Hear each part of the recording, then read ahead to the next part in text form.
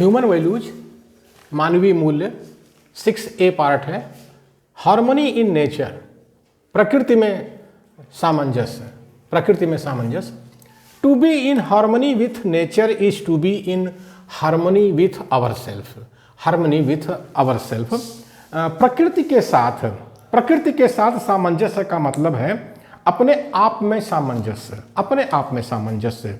प्रकृति के साथ सामंजस्य का मतलब है अपने आप में सामंजस्य, सामंजस्य।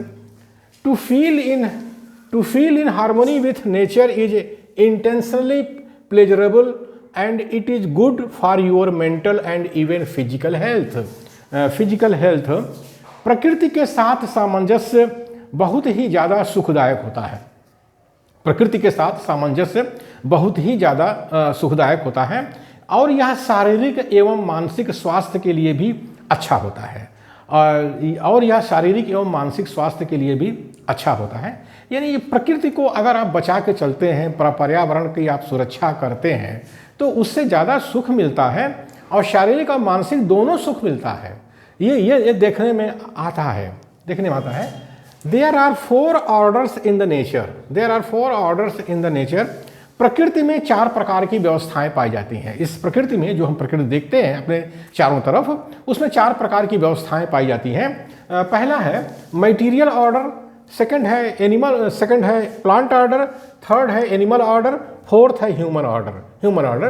तो मटेरियल ऑर्डर मतलब पदार्थ अवस्था, प्लांट ऑर्डर माने वनस्पति अवस्था, और एनिमल ऑर्डर माने पशु अवस्था, पशु जीव अवस्था, और ह्यूमन ऑर्डर माने मानवीय व्यवस्था, मानवीय व्यवस्था। ये 4 व्यवस्थाएं हैं जो प्रकृति के अंदर पाई जाती हैं, प्रकृति के अंदर पाई जाती हैं। The first 3 orders have a harmonious and mutually fulfilling coexistence, mutually fulfilling coexistence। पहली 3 अवस्थाएं परस्पर सामंजस्य में रहती हैं। पहली 3 जो अवस्थाएं हैं, यानी मटेरियल ऑर्डर, प्लांट ऑर्डर और एनिमल ऑर्डर, ये क्या है, सामंजस्य में रहती हैं, सामंजस्य में रहती हैं। The human order is not dependent upon all the 3 orders, but its participation with the rest of the 3 orders is not in harmony, मानवीय अवस्था पहली 3 अवस्थाओं के साथ सामंजस्य में नहीं है, पहली 3 अवस्थाओं के साथ सामंजस्य में नहीं है। लेकिन ये जो तीनों अवस्थाओं के साथ जो मनुष्य का जो भाग लेना है, मनुष्य जब व्यवस्था में आता है तो वो सामंजस्य नहीं बनाता है।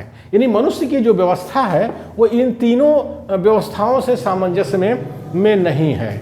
ये देखने में आता है कि मनुष्य के अंदर एक इसी की शकल सूरत का जो शैतान नस्ल के जो लोग हैं, शैतान प्रजाति के लोग हैं, वो जो है मनुष्य के अंदर ही लड़ाई झगड़ा करते रहते हैं, मतलब सामंजस्य में नहीं रहते हैं, धर्म, जाति, भाषा, क्षेत्र के नाम से लड़ाई झगड़ा करवाते रहते हैं। तो उसी तरह से उनका जो स्वभाव बन गया है, वो प्रकृति के साथ भी छेड़खानी करते रहते हैं, छेड़छाड़ करते रहते हैं, और प्रकृति का इतना ज़्यादा दोहन करते हैं कि उससे सारी व्यवस्था बिगड़ जाती है। बहुत ज़्यादा जंगल को कटवा देते हैं, जंगल में झाड़ी लगवा देते हैं, अब उसमें कोई फल फूल नहीं होता है, तो जंगली जो जानवर होते हैं बेचारे मानवीय बस्तियों में घूमना टहलना शुरू कर देते हैं, आना शुरू कर देते हैं। इसी तरह से जो फैक्ट्रियां होती हैं, इतना ज़्यादा कार्बन उनसे एमिशन होता है, कार्बन इतना ज़्यादा बाहर निकलता है कि हवा का प्रदूषण हो जाता है, हवा का प्रदूषण हो जाता है। इसी तरह से ढेर सारा वो काम करते हैं। अरे यहाँ तक कि वो प्रकृति को कहते हैं, प्रकृति का रचनाकार कोई ऊपर है, ऊपर देव बैठा हुआ है, और ये शैतान कहता है हम तो देव को लात मारते हैं, हम तो देव को लात मारते हैं। तो ये जो देव को भी लात मार सकता है, आप सोच सकते हैं वो इंसानों के साथ कैसा रहता होगा। सही देखा जाए तो इंसानों के बीच में जो आदिवासी लोग हैं, ये प्रकृति के साथ सामंजस्य में रहते हैं, ये प्रकृति के साथ सामंजस्य में रहते हैं। तो अगर इंसानों को प्रकृति के साथ सामंजस्य में रहना है तो आदिवासियों से सीखना चाहिए। ये जो शैतान नस्ल के लोग हैं उनसे नहीं सीखना चाहिए। लेकिन ये शैतान नस्ल के लोग क्या करते हैं, हमारे आदिवासी भाइयों को नक्सली कह रहे हैं, नक्सली, और नक्सली कह करके उनको मार रहे हैं और जंगल से भगा दे रहे हैं, जंगल से भगा दे रहे हैं। तो ये बड़ी दुर्दशा है हमारे भारत देश में। तो ये शैतान नस्ल के लोग हैं, इनको जो है इंसानों को चाहिए कि इनसे बचें और अपने आदिवासियों को भी बचाएं, और आदिवासियों से वो पर्यावरण को, प्रकृति को बचाना सीखें। सबसे बड़ी बात है आज आदिवासियों से क्या सीखना है, उनसे प्रकृति को कैसे बचाया जाए, पर्यावरण को कैसे बचाया जाए। ये हमारे आदिवासी भाई हैं, वो सबसे ज़्यादा जानते हैं कि कैसे प्रकृति का संरक्षण किया जाता है, कैसे प्रकृति से भोजन प्राप्त किया जा सकता है। ये हमारे आदिवासी भाई बहुत अच्छी तरह से जानते हैं। हमें उनको महत्व देना चाहिए और हमें उनसे सीखना चाहिए।